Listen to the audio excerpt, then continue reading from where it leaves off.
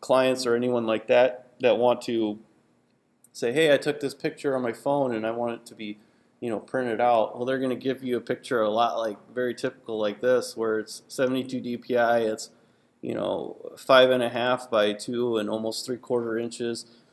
So the way to deal with something like this, if it's supposed to be in a printed piece, is you'd really just go in here and click this resample image button, and then go into the resolution here.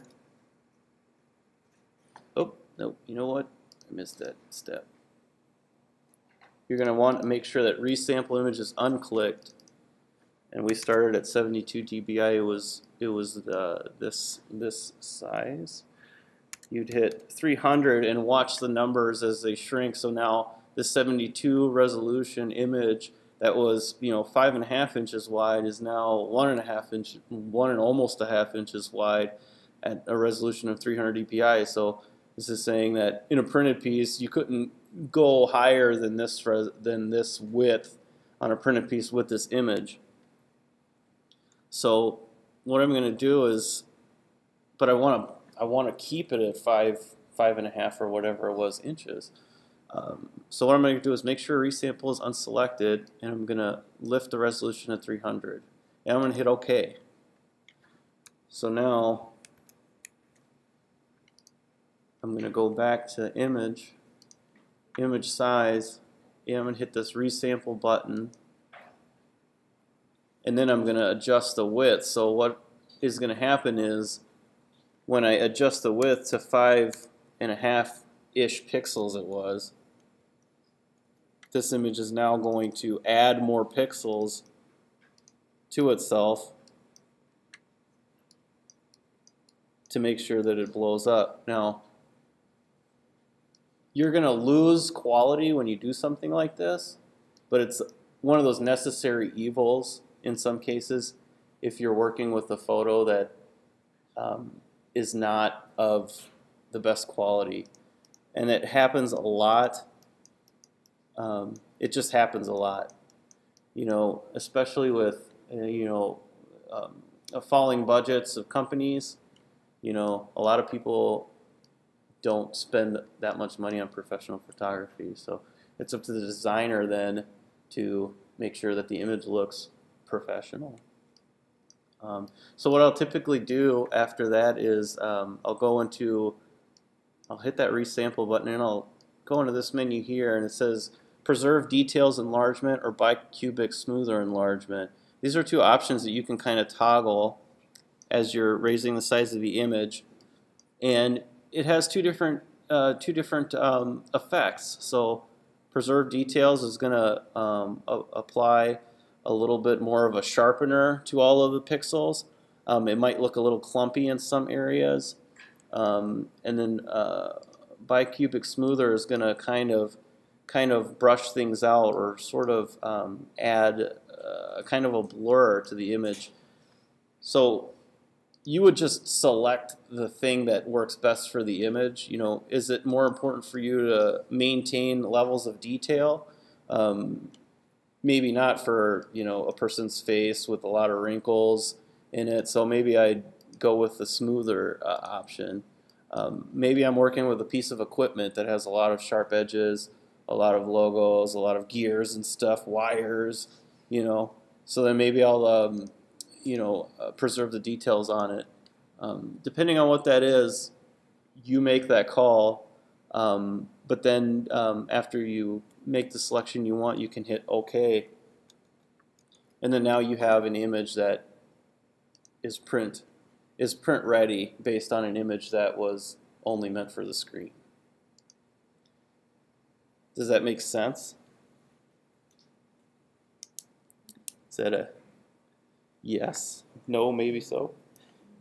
Alright, so canvas size, that can be found under the image menu as well. And then it's just under image size. I don't learn the keyboard shortcuts to these menus because it's not that hard for me to just go up to the menu and find them.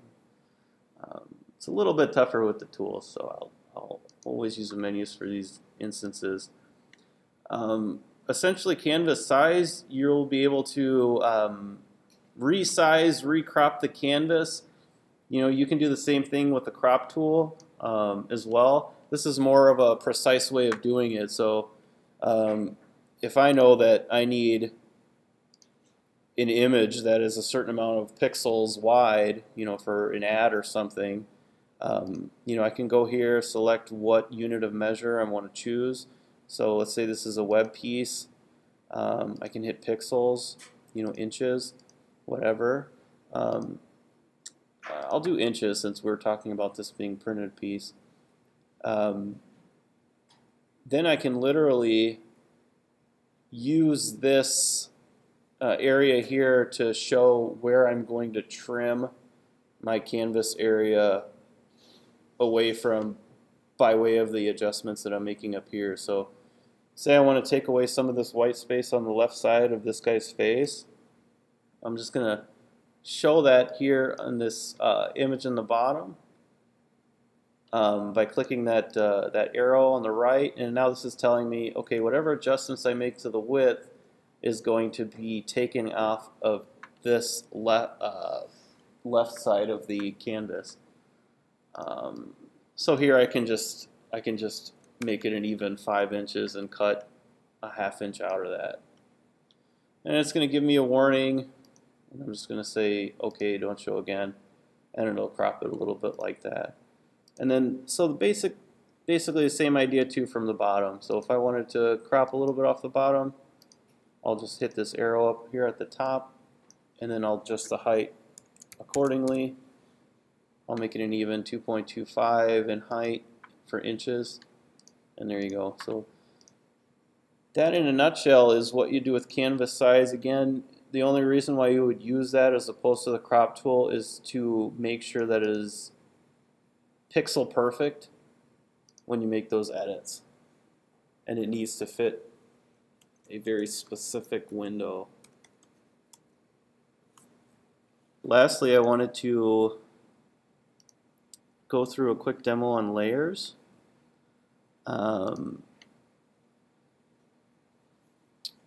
So, save that. You know, I'm sure everyone's worked with layers before. I don't know how everyone is with scanning images in the computer or hand-drawn, you know, graphics and layering them over, you know, different things. I really like hand-drawn contemporary, you know, stuff mixed in with, you know, modern graphic design. I think it's awesome. Some of that stuff I'd encourage you to experiment with, you know, throughout the semester and even, you know, on your own time. So what I'm going to do here is just do a quick demo of how to select the texture out of this image without going through and just, you know, using the magic wand and just selecting all of these dark pieces and all these light pieces. And what the end goal here is to take this texture and just provide a texture for this background of this image here, so it has a little bit more interest instead of just being stark white. So what I'm going to do first is I'm going to have this image here, and I'm going to convert this image to grayscale. I'm discarding the color information. So now what I'll typically do if I want this texture to really pop out and be obvious as a texture, that it's like a really strong texture, is that I'm going to try and get rid of all of this, you know, gray information and just really maintain the darkest of the darks and the brightest of the brights. So the way to do that, my favorite way to do that, is to go to Image Adjustments and Levels. And then I'll boost the darks by this slider here. And I'll boost the brights with this slider here. And then I'm going to take this middle channel gray, and I'm going to, let me see, so when I push it here, it's going to get a little bit brighter, so I'm going to push it a little bit darker, here. And then I'm going to push the darks a little more, and I'm going to push the rights a little more. So you can see that this image, I'm going to use this preview box here to show just the increase in contrast that we're going to have. So this is going to allow this texture to really stand out on that background. So I'm going to hit OK. Now I'm going to go back to this image, and I think that making this background white is going to be super boring because our background already is white here. Our image is black and white, so I'm going to just do the quick wand tool thing, and I'm going to clean up the selection a bit with the pen tool. Okay, drag it around. That shadow, I'll put that on a separate layer. This looks good here. Okay, I'll add that to selection.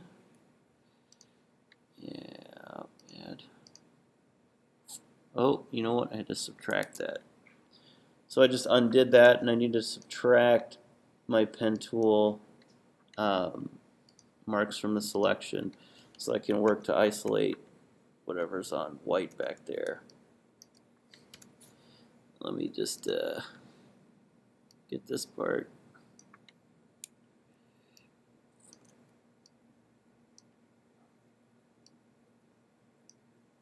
I think the pen tool is like my favorite tool because I use it a lot.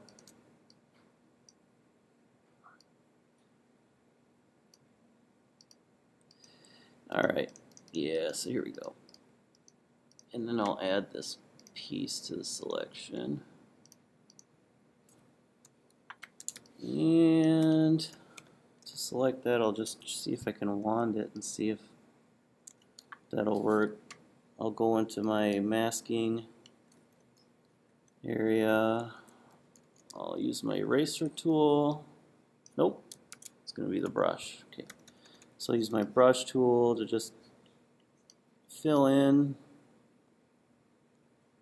what I missed.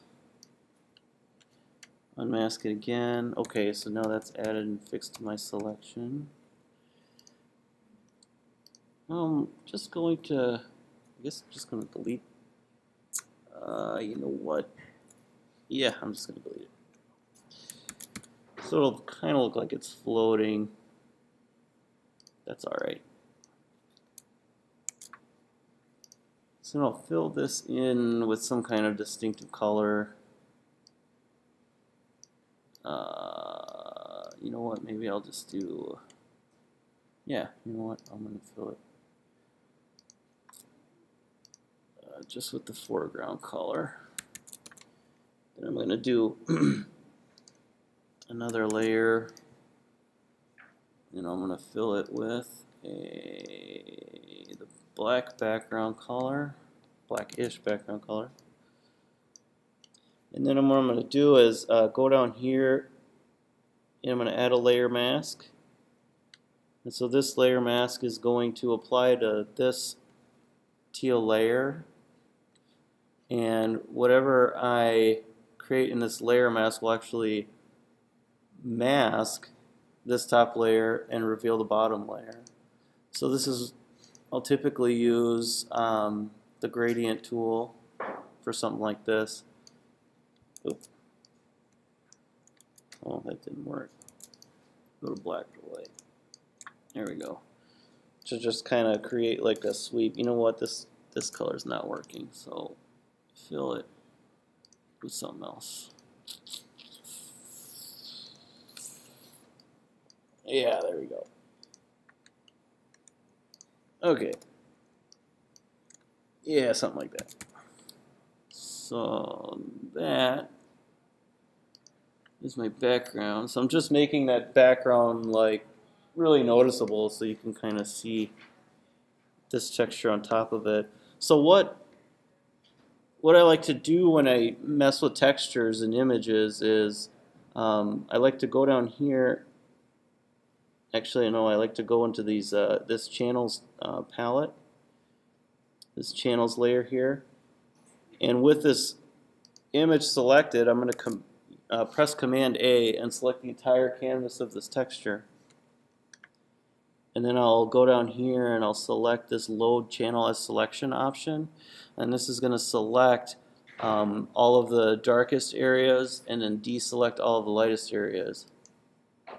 Like that. So if you have a really contrasty image of a texture, you can isolate that dark image off from the light piece, and I'll show you what that does. Basically, I'm going to do a Command-Shift-I to select the opposite of the dark, being the white. I'm going to go back to my layers and make sure my layer is selected, which it is, and I'm going to hit delete. Nope. So Command-Shift-I it again, so I'm selecting all the white. Now I'm going to hit delete. And now I have this really intricately selected dark space and transparent space. And so what I'm going to do is just basically drag and drop it onto this image. So now you can see I have all these layer orders. I don't have any names on it, but you know, it helps to do some of this stuff. So I'm going to name it ornament, texture, so on. And then, so now I have this just, you know, texture I can reposition. It kind of looks like it. You kind of get the idea. So now I can take this texture and really even just do a Command A, select all, and then take my move tool here by hitting V, and then I can just nudge this whole entire thing, and it's just gonna automatically select for me the entire canvas. And then I can just fill this with a color. So maybe I'll just fill it with, I don't know what I should fill it with, because this is getting pretty crazy looking. So I'll hit a color. Let's see. Yeah, something like that, maybe.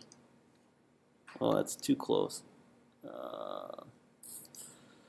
Too close. I want to be a little bit further.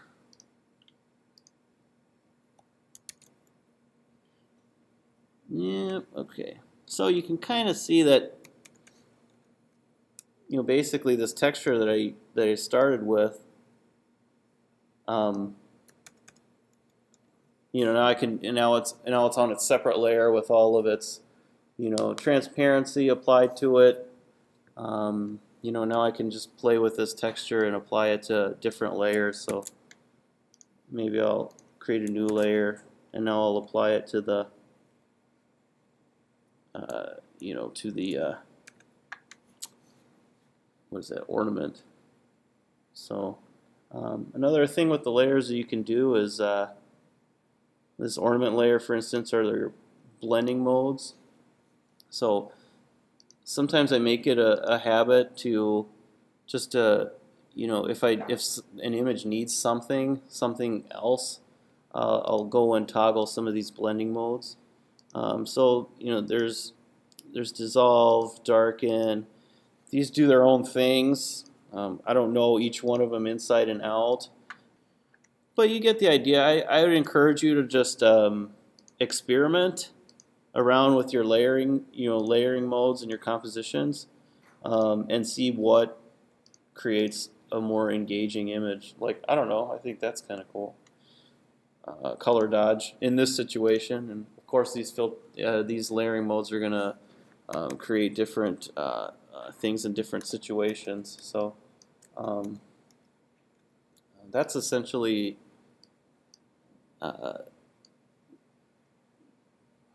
you know, layers in a nutshell there.